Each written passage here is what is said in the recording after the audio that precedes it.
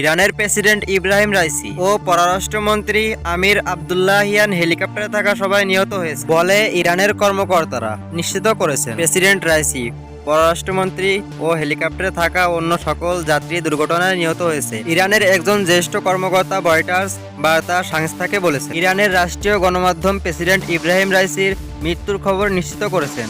আজ সোমবার সকালে পূর্ব আজারবাইজান প্রদেশে পাহাড়ি এলাকায় ইব্রাহিম রাইসির বহনকারী হেলিকপ্টার ধ্বংসাবশেষ খুঁজে পায় অনুসন্ধানী দল। দেশটির রাষ্ট্রীয় টেলিভিশনে জানানো হয়, সেখানে প্রাণের কোনো চিহ্ন নেই। পুরো হেলিকপ্টারটি দমড়ে মুচকে গেছে।